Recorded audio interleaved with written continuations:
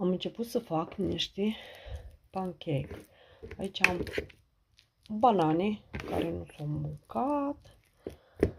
O să amestec foarte bine. Am pus 2 linguri de miere. O să pun 2 ouă. O să pun kefir. Aici am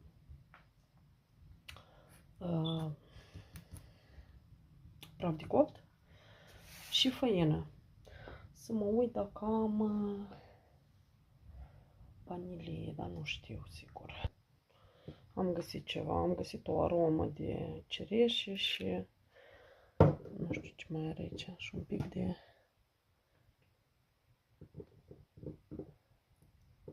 care amaretto scrie, nu știu. Dar oricum e faină că am mai făcut copturi și au arătat rost super fain.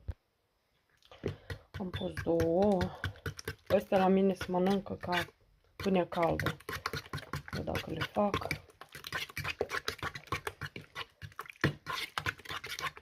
Și voi adăuga făină. Nu foarte multă. Să fie așa, nici groasă, nici aluată, nici subțire. O să pun kefir 50-70 de ml. Asta e rețeta bestială pe care o fac eu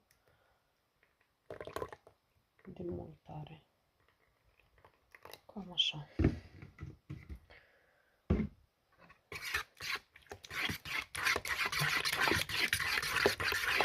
Foarte ușor rețeta. Nu știu cum voi, dar eu ador să gătesc. Ador să gătesc. Asta mă duce liniște sufletească. Și o să pun 2 lingurițe de praf de copt. Spate și 2 jumătate. Pentru că are banană. Gata, asta este rețeta. Mestecăm și am pus tigaia. Punem un pic de ulei. Pac, pac. Acum o să punem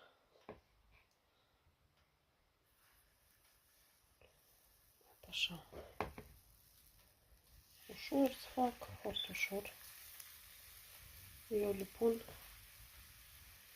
O să fac focul mai încet. Un capac am așa. Gata, lăsăm acolo.